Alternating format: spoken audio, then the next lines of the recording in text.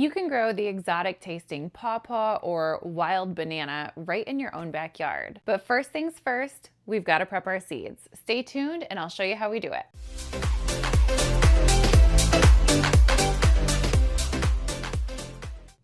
Hey guys, it's Anna from Bright Lane Gardens, and today we are prepping our pawpaw seeds. Pawpaw is a super unique fruit that is actually native to northern Midwestern states like Michigan, and it's quite the exotic and tropical flavor compared to some of the other native crops that we have around here. Pawpaws are relatively easy to start from seed, but you do have to take the right steps to prepare that seed in order to get successful germination. So today is just a quick video on how we prep our pawpaw seeds for successful germination in the spring. It's currently February, and as you can see, we've definitely got snow on the ground and we have freezing temperatures outside. So while the snow falls on the ground outside, we're going to be prepping our seeds inside. Pawpaw seeds do require a period of cold, moist stratification, and this mimics those same conditions that we're seeing outside. Of course, when we mimic those conditions indoors, we have more control over that climate and a higher success rate with the seeds that we have access to. Pawpaw seeds typically aren't cheap, so you really want to germinate as many as you possibly can. These are our pawpaw seeds here. We have 40 of them to stratify today.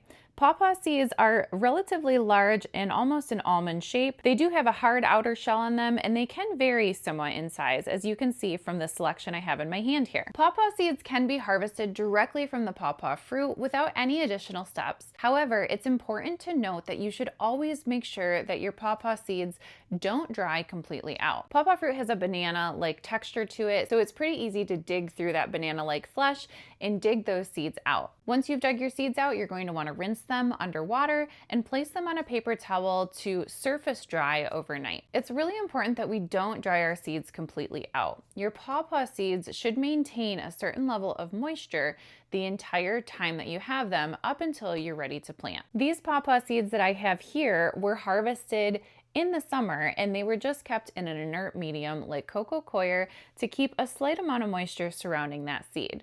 We don't want to put these in a dehydrator or take any additional steps to dry these out.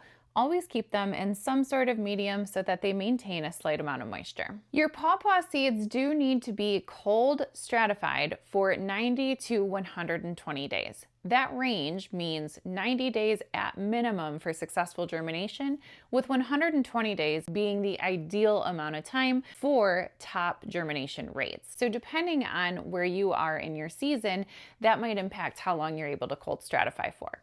Like I said, it's early February right now, so we are going to likely hit somewhere in the middle between those 90 to 120 days because we plan to plant these in our air pruning beds sometime in May to early June. We really only need two primary things to cold stratify our pawpaw seeds in the refrigerator.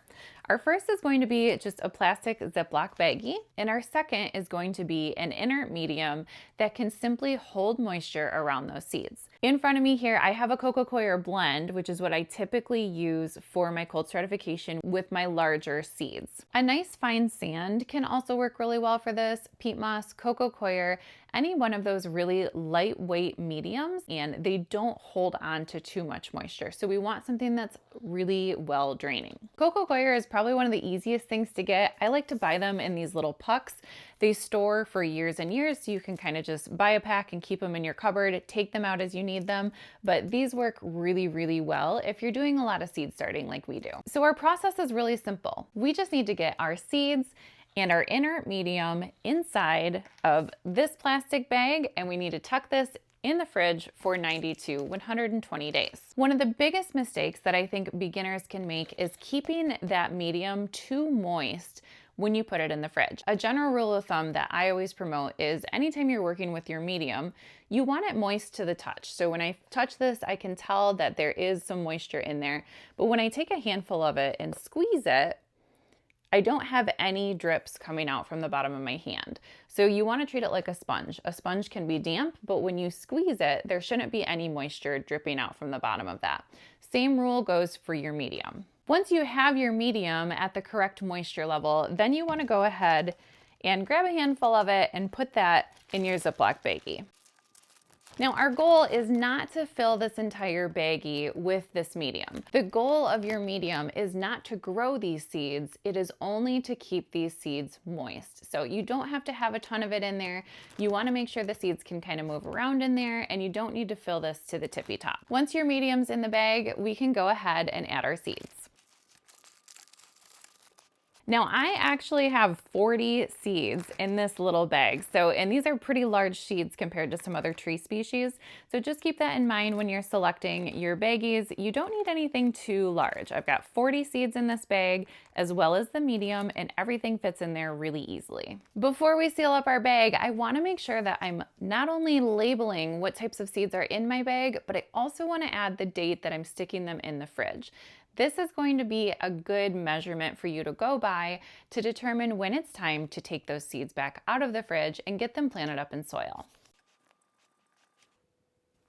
I like to write it right on the label, and as soon as I'm ready to plant these, this guy will go right into my air pruning bed. I'm going to tuck that inside my baggie, burp out as much air as you can, and go ahead and seal up your bag. So this entire baggie is going to go right into my fridge. In terms of location, you just want to have an area that's relatively undisturbed. I always like to use that top shelf of the door that has that little compartment that kind of slides up.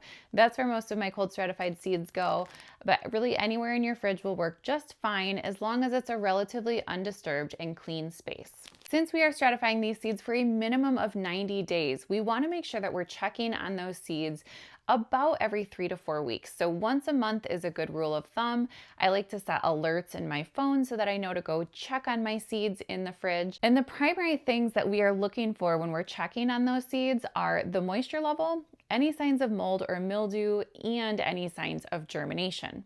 So starting with the moisture level, it's really common for these to dry out and really need to be watered about once a month. These baggies are not airtight, so moisture will kind of seep out or be absorbed by that seed, and you'll have to go through and give it a little bit more moisture. A spray bottle or a seedling mister will do just fine, and typically just a light coat of water right at the very top will be enough to keep that seed going for another month. Signs of mold is usually going to be that white spiderwebby looking substance, and it typically will grow along the surface of your soil or between the soil and the baggie. So make sure you're opening up that bag, take a look around, try to move some of that soil around and see if you can see any signs of mold or mildew.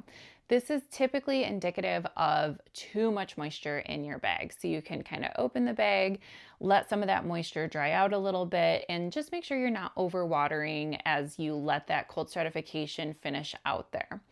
Mold can sometimes render your seed unviable, so just keep a close eye on the moisture level within your baggies. And lastly, we want to look for any signs of germination.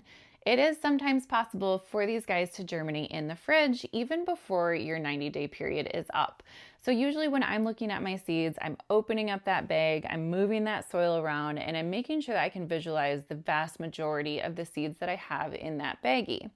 If you notice that your seeds are starting to split, if you see any green sprouts, any signs of germination at all, you're going to want to plant your seeds. It's likely that some of them won't germinate because they haven't had the correct amount of time for that cold stratification, but anytime I see a couple seeds starting to germinate in one of my baggies, I plant the entire baggie and just make sure that I'm doing what I can with what I have available. If you were to leave those germinated seeds in the fridge, they would A, not turn into a successful seedling, and B, likely turn into a mold or mildew because of the organic nature of that sprout. So you don't want to mess around when it comes to germinated seeds. You want to get those out of the fridge and into the soil as quickly as you can. Once you've hit your desired cold stratification amount of time, anytime between those 90 to 120 days, you want to make sure you're planting your seeds immediately. So when you take them out of the fridge, make sure it's on a day that you have enough time to get those seeds planted in the soil as soon as you take them out of the fridge. And of course, keep that soil nice and moist once you plant them because these pawpaw seeds do not want to dry out. I'll check back in after we're through with our cold stratification period and we'll give you an update on our planting video. Make sure you're subscribed to our channel and set up your alerts so that you know when that video launches. That's all I have for you today. As always, thanks so much for tuning in with us. I sure hope to catch you on the next video. Bye-bye.